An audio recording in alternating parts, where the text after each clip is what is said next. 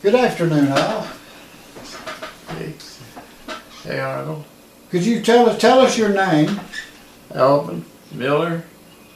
I'm married to Patricia Jackson, who had spent her life here in Aragon. Well, tell us about how you came to Aragon, to make Aragon your home. Well, I would like to say that I was born and raised in Pennsylvania. After high school, I left home, went to Detroit, lived up there till I went into service. I spent 6 years in the Air Force, 3 of it over in Germany. And when I come back, I got stationed down at Marietta. And that's when I met my wife. And after I got discharged, we went to Ohio, but we didn't stay but 6 weeks when we come back into Aragon, and we've been here ever since. How long have you been married? 62 years today. Well, today? Today. Well, happy anniversary. I didn't know that. Thank you. All right, well, tell us about, was it a big adjustment for you moving from in Pennsylvania to down here in the south in Aragon? Definitely. I have had enough of shoveling snow to fill a lifetime. I like it down here. I first didn't, but I've learned to love it, and I love the people. And of course, Aragon has changed. When I first come here, there was trees hanging over all of the streets. But in 1960, we had an ice storm, and I mean, it devastated Aragon. And we've had, you know, that hurricane hit here and done a lot of damage, trees mostly. But I've made a lot of friends since I've been down here. My kids have been raised here, and this is home to them. Well, tell us your children's name. Well, my oldest son is Jimmy. Now, he's living down in Woodstock. My second one was Brad, and he's living 4 miles out. And my youngest, Kyle, of course, in 56, we had a set of twins that did not survive. So all we had was boys. Somebody carry on the family name. But I like it here. So I've been asked if I would move back and back north, and I said no. And I've lived in big cities. I've lived in medium-sized, small towns, and I'd rather be right where I'm at right now. Well, getting back to when you first moved here, you said the trees were all street lined. Were the mill was still operating when you when you moved here? Yes, yes. Yeah, I never did work in the mill. I took a tour of it one time, and but I've got a job right after I come here up in Rome at the paper mill, and I worked up there 37.5 years. And I tried to take part in things going on here in Aragon. Boosters Club, the Youth Boosters Club, I don't know how many years I know I was president for 5 straight years. And then I was on the council for 12 years. The planning board for 5 years. And I wish I could continue to contribute something to it, but I know I can't anymore. I want to thank you for all you've done for the history of Aragon with the Historical Society and the museum. Tell us about how you developed, how you acquired your love of history. For the Historical Society? For just history in general and the Historical Society. Yeah, I've listened to everybody. Everybody has stories to tell. It doesn't matter how old you are. You don't have to be old to have stories to tell. Like everybody can tell you, and a lot of them will be repeat from different people, that things that have happened. We've had good things happen here, and we've had bad things happen. We just go with the flow.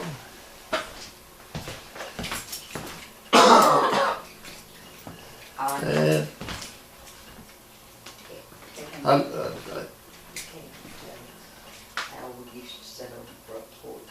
I played ball here for. We got ball teams organized from Aragon in this area. After baseball was out, when we started organizing one from the mill and outside the mill, and that's what got us going. And then we had church teams and stuff like this, you know. I like the parks we've got here in Aragon for the children. That's what we need, is things for the kids. I wish we could get back Little League back into Aragon, but it's going to take a type of person that knows how to handle the kids, you know. We used to have some great men that were knowed about kids, how to treat them, how to teach them. Larry Pittman's father was a great one. He was a great man, and he had taught a lot of kids from Aragon.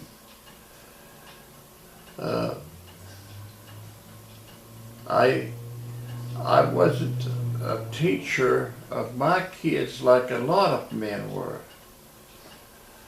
I would help them after we come home, but to try to undo what a coach or manager tries to tell them, I didn't want to do that.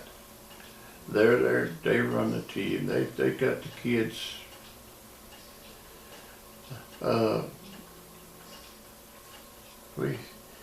We had the first powwows came. The first couple of years there, the Historical Society, we had powwows with the Indians, and we were very successful with it. We made money on it. It was a fundraiser for the Historical Society, and you know, these are a different type of people that come, and I just go around and tell them all, thank you for coming, you know, tell the dancers, thank you for coming. They appreciate that little thing that you could pass out to them. But you had to know what you're doing. Your advertising is one of your biggest things to help fundraisers. That's one of them I would like to say was, if everybody older remembers Chief Noklahoma for the Braves. Now he was a dancer and then come to go to powwows. And I got to talking to him down there at the Civic Building. And I asked him where he was from, and he said Charlevoix, Michigan. And I said, well, I got an uncle from there. He wanted to know who it was, and I told him. He said, well, he taught me football up in the high school. And I said, it's a small world. It's amazing, isn't it, when you we all find out connections we didn't imagine that we would find. Yeah. Now, Pat wanted me to ask you about, get you to tell about how you used to sit on the porch and visit with people. Oh, that was back then before air conditions and televisions. Everybody sit on their porch and talk. You go over to this one's house and they come over to your house. And everybody, they seen the kid in the road. It didn't matter if it wasn't yours, but they tell it to get out of the road, you know. It was just like one big happy family, but it's not like that now with air conditioning and television. It keeps people in the house. I know it does. I'm speaking now from experience. Television, air conditioning, computers. Computers, yeah. Video games. There's a lot of stuff that keeps you from interacting with your neighbors. That's why I sit here and I can watch this park over here. There are a lot of people who use that park and children play in there. And I watch it to see that nobody's abusing the equipment over there, you know. And I like to see them use the stuff. That somebody else goes out and finds a way to buy something for the kids to play on or something. Yeah, they appreciate it. They appreciate that you go with the extra mile for them. I know we get people over here from outside the city, but that's okay. That's okay. It's being used for the purpose for children.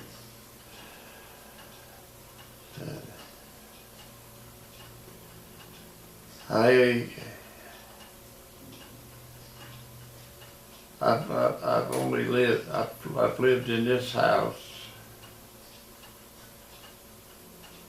let's see, since '75.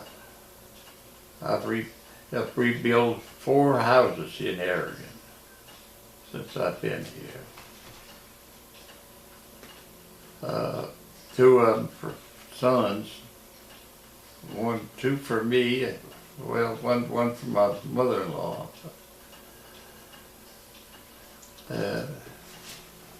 Your mother-in-law was Vivian Jackson, is that right? That's right, that's right. Tell us a little bit about her.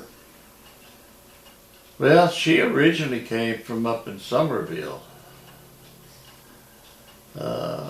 She worked down here in this mill up until she retired. And they live right across the street, which made it very handy for us when they could watch the kids, or we could look after them if they got sick. Our daddy worked at Lockheed. Back then, a lot of people from Aragon worked at Lockheed. They would do anything to get out of the mill. You know, making better money. You can't blame them. That's what we all do, try to better ourselves. That's right. Her daddy was James Jackson, yeah. yeah, he like, they didn't want to move. But you know, people would travel a good ways to work. You get a job. We are a mobile country. People don't think about driving 40, 50 miles to and from work. That's why we got cars. We're very mobile. And but the price of gas now is going back up. So Well, how mobile you're going to be? the cost of living can affect Right. social patterns, and that's a social Right. pattern where people are driving further back up. Probably when you first moved here, there weren't that many. There were probably maybe a few, but most everybody worked right around here close, within 2 or Well, 3 most miles. of them did, and they walked to work. They didn't get in a car and drive. They had a car sitting in their yards, but or driveway, but they walked to work. And hit back in, you know, people used to go down there at the mill pond and go fishing. I know I did myself. Me and my wife, we love to go fishing. A lot of times I come home from work and she'd have a lunch packed and we'd go off down to the creek somewhere and go fishing. Just, there was opportunities to do a lot of things. I remember back in the 50s, they used to have medicine shows that come through. That they'd use local talent to sing or whatever, you know. But I don't know if they even have medicine shows anymore. But that was something that come here.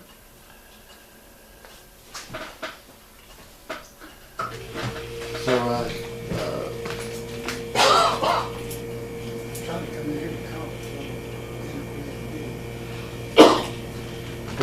everybody here, after they sold the houses, the mill,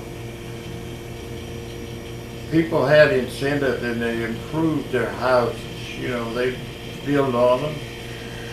They'd do a little bit at a time till they got their house done, but they had something to look forward to. They had a home. Where back years ago you didn't have a home because you get up and move. You didn't like a place, you didn't own it, so you'd move. And I like that, but I couldn't.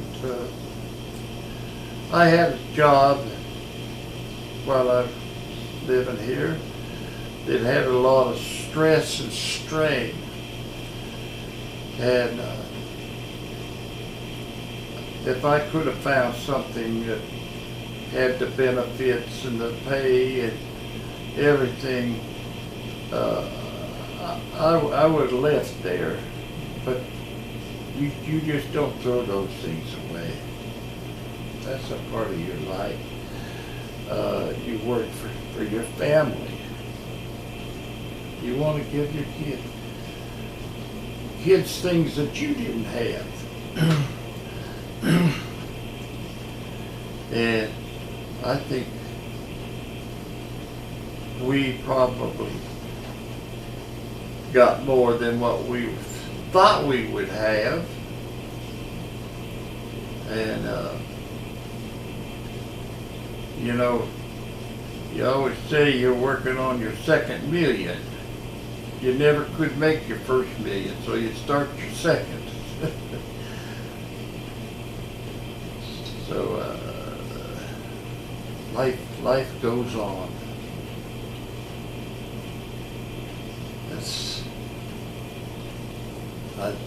We've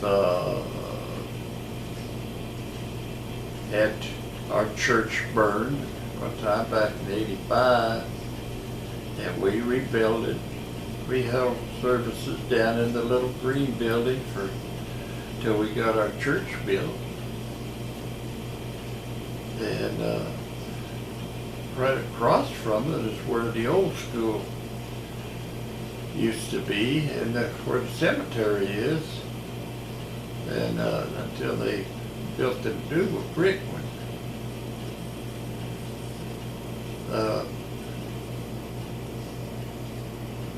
Aragon used to have, the school used to have football teams.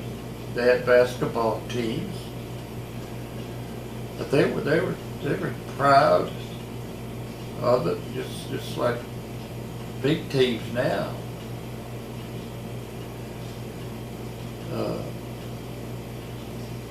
This is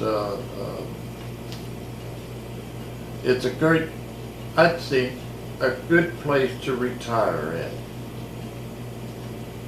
We've had people I know from being associated with the cities that people have moved up here from down in Atlanta to you know, they're trying to get away from crime and traffic and all this, and this is what we offer. A place where you don't have to worry every time you go to bed. Of course, nowadays we lock our doors at night. We're back in the 50s, 60s, you didn't have to bother locking your doors.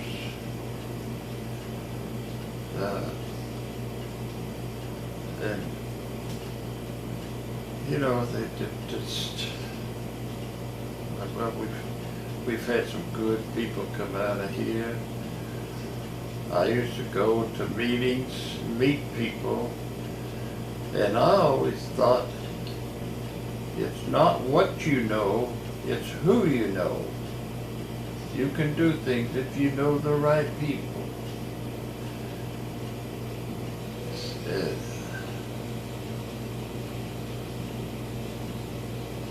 I know you have come here, you've seen changes made. Oh yeah. And we've all seen changes made. But I still like to go back to the older days, but there's something about it. I do genealogy. I've been a stamp collector for years. I started doing genealogy when I was 18 years old, and I'm still doing it. You're never caught up. You always look for that loose end, wherever you got some more. I've got the same ancestors as 4 presidents. Princess Diane, if you remember her, got straight back, she's about a 13th cousin. Right. Yeah, I got back to 2 kings of England. I'm sure there's more, but I can't claim it because I can't find the connections. And if I don't find the connections, I don't claim it. But it's you know, they say if you don't care about your past, then you don't care about your future. Your future depends a lot on your past and your ancestors. That is, to me, it's very, very interesting. I agree. I appreciate you sitting down with us today and talking, and I'm sure that you've got a lot more stories to tell, so we may come back and do another session later on. Okay, that'd be fine. We'll call it part 2. Okay, Thank you, Al. okay.